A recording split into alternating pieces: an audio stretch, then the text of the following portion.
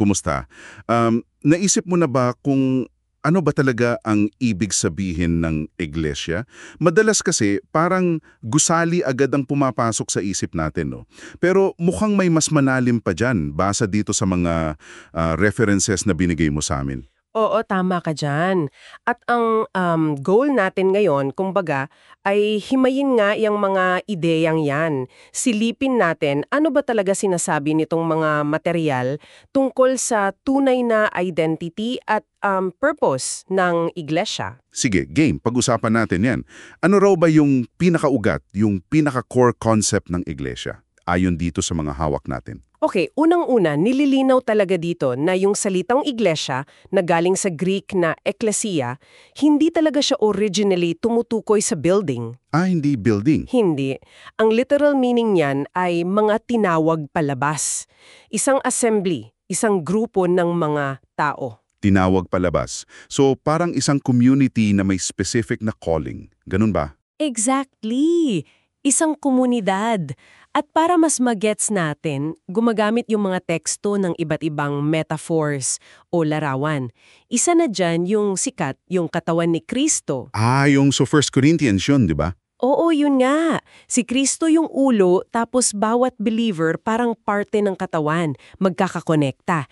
Importante bawat isa. So parang living organism, hindi lang basta organization. Tama, buhay siya.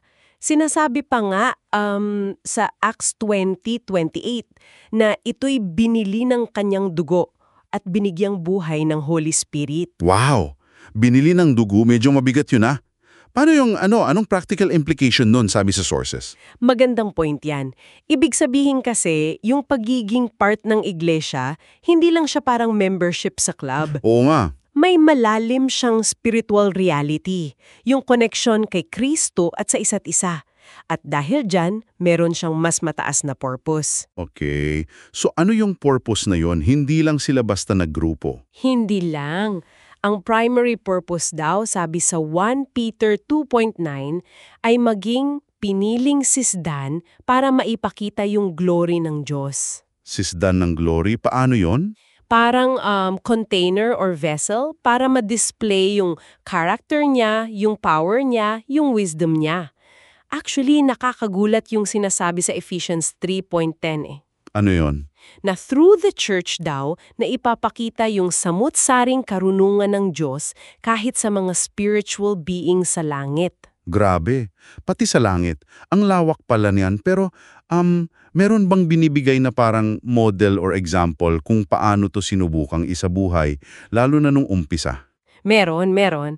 Madalas ngang tinuturo yung example sa Acts chapter 2 verses 42 to 47, yung early church sa Jerusalem. Yung sa Jerusalem. Anong meron doon? May 4 daw na parang pillars yung buhay nila. Una, yung devotion sa turo ng mga apostol. Solid sa truth, no?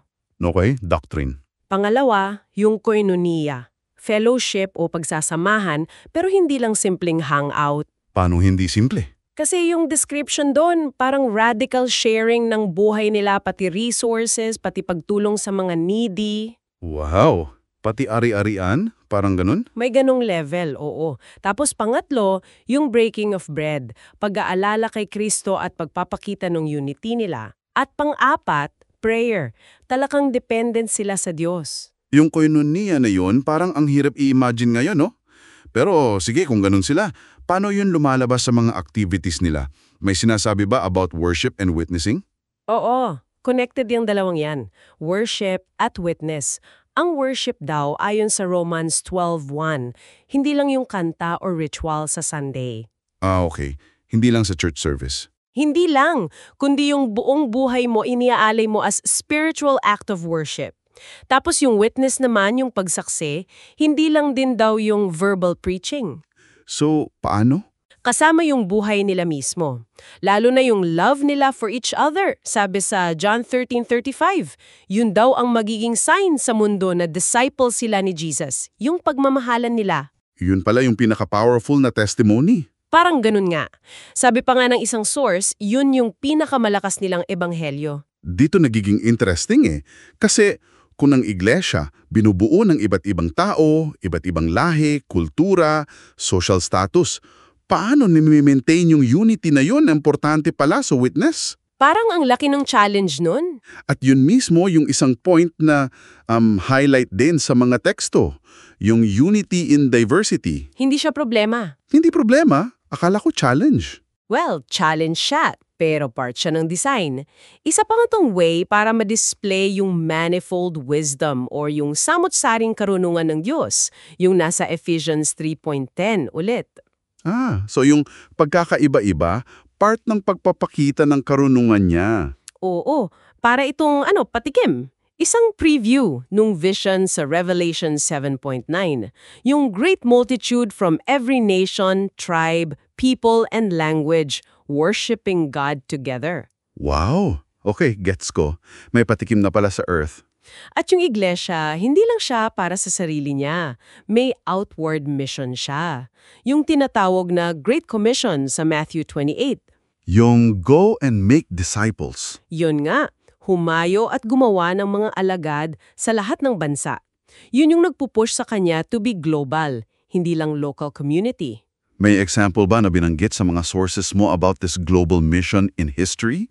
Meron. Binanggit doon si William Carey. Si Carey, yung shoemaker. Oo, yung 18th century English shoemaker na naging father of modern missions. Pinapakita lang ng story niya na kahit ordinaryong tao ka, Kahit sapatero lang. oo, pero kapag nag-grasp mo yung nature ng church at yung mission niya, pwede kang magkaroon ng global impact. Okay, so kung ibubuod natin lahat ng napag-usapan natin based dito sa mga material na ito, malinaw na ang iglesia, hindi lang talaga siya yung building, no? Hindi lang talaga, mas higit pa doon. Ito'y isang buhay, dynamic at global community ng mga taong tinawag ng Diyos. Tama ba? At itong community na to, na diverse pero united in Christ, ito yung kanyang piniling vessel o sisidlan para i-display yung kanyang glory sa mundo. Paano?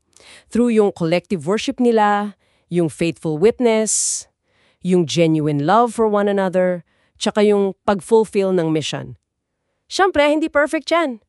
Kasi mga tao pa rin. Oo, kasi mga tao pa rin yung bumubuo. Nagkakamali.